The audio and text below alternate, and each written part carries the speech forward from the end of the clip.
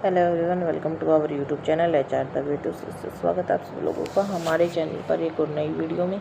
आज की वीडियो जो रहेगी वो रहेगी हमारी हिस्ट्री के टॉपिक मुस्लिम लीग की स्थापना के ऊपर। ठीक है, मुस्लिम लीग की स्थापना के क्या उद्देश्य थे, क्यों, कब हुई, कैसे हुई। ठीक है, तो ज़्यादा टाइम वेस्ट ना करते हुए ये वीडियो को स्टार्ट करते हैं। मुस्लिम लीग की स्थापना 1906 में भारतीय राष्ट्रीय कांग्रेस के एक वैकल्पिक राजनीतिक समूह के रूप में हुई थी।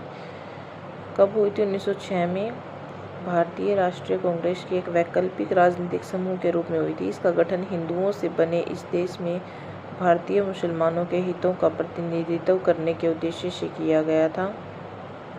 तो मुस्लिम लीग का गठन क्या है?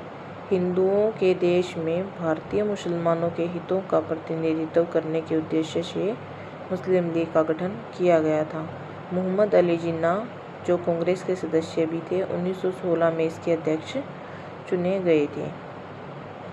वे वकार उल मुल्क की अध्यक्षता में मिले, जिन्होंने मुसलमानों को एक अलग निकाय में संगठित करने का समर्थन किया। यानी कि भारतीय मुसलमानों को हिंदू देश में हिंदुओं से अलग करने का वे वकार उल मुल्क की अध्यक्षता में उन्होंने समर्थन किया। इस विषय पर एक लंबी चर्चा के बाद 1906 में ढाका के नवाब आगा खान और नवाब मोहसिन उल मुल्क के नेतृत्व में मुस्लिम लीग की स्थापना हुई। यानी कि ये इनके नेता, प्रतिनिधि या फिर शासक थे।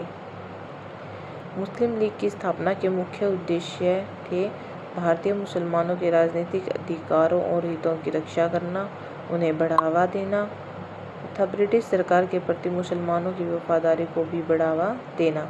इसके अतिरिक्त मुस्लिम लीग ने मुसलमानों के लिए शिक्षा और सामाजिक आर्थिक विकास को भी प्रोत्साहित किया। तो मुस्लिम लीग की स्थापना के क्या उद्देश्य? मुस्लिम लीग की स्थापना के उद्देश्य थे भारतीय मुसलमानों के राजनीतिक अधिकारों और हितों की रक्षा करना, उन्हें बढ़ावा देना, ब्रिटिश सरकार के प्रति मुसलमानों की वफादारी को बढ़ावा देना। इसके अतिरिक्त मुस्लिम लीग ने मुसलमानों के लिए शिक्षा और सामाजिक आर्थिक विकास को भी प्रोत्साहित किया। मुस्लिम लीग का मूल उद्देश्य छात्रों को ब्रिटिश राज के लिए काम करने के लिए प्रशिक्षित करना था, लेकिन यह जल्द ही राजनीतिक कार्रवाई का केंद्र बन गया। अपनी शुरुआत से ही मुस्लिम लीग ने स्वतंत्र भारत में एकता का आह्वान किया है। उन्होंने यह भी चिंता व्यक्त की कि हिंदू, जिनमें अधिकांश आबादी शामिल है, हम इन पर शासन करेंगे।